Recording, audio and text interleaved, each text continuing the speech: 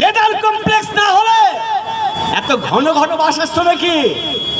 Leather complex না হলে ওই ভোজিয়ার থেকে পুরো একেবারে চণ্ডীপুর পর্যন্ত পিডব্লিউডির দুই ধার কি গায়ে গায়ে দোকান হতো নাকি?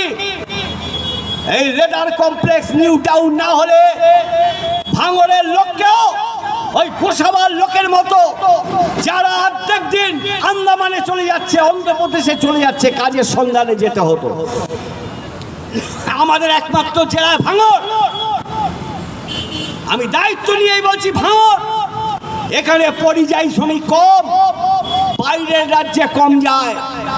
আমাদের ক্যানিং, আমাদের বাসন্তী, আমাদের পাথর প্রতিমা, আমাদের সাগর, এই সমস্ত এলাকা থেকে প্রায় 10 লাখ ছেলে অন্ধ্রে আছে, গুজরাটে আছে, নেপালে আছে, কেরলে আছে, সব কাজ করতে যাচ্ছে। আমাদের এলাকায় কাজ নেই বলে ভাঙড় একটু কম।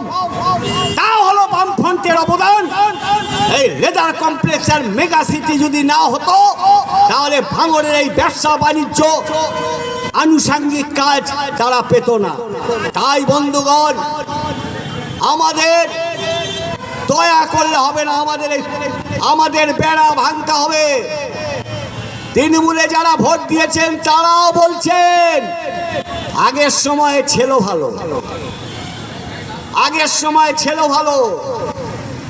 মমতা তখন তৃণমূল বলছে লক্ষ্মীর ভান্ডার দিল কে? আরে বাবা, লক্ষ্মীর ভান্ডার 1000 টাকা দিচ্ছ, যে মাকে দিচ্ছ সেই মায়ের কোলে 4টে বেকার ছেলে বসে আছে। 1000 টাকা যে বাড়ি দিচ্ছ, হুদু হুদু বেকার ছেলে বসে আছে, কাজ নেই তাদের। লক্ষ্মীর ভান্ডার দিচ্ছ, ভালো করছো, বামফ্রন্ট দিয়েছে, বেকার ভাতা দিয়েছে, বার্ধক্য ভাতা দিয়েছে, লক্ষ্মীর ভান্ডার দিচ্ছ, ভালো, আরো বেশি দিতে হবে। কিন্তু লক্ষ্মীর ভান্ডার 1000 টাকা দিচ্ছ, আর বাজার দরটা কোথায়? আমাদের হিন্দু এলাকায় একজন লক্ষ্মীর ভান্ডার পেয়েছে আর বলছে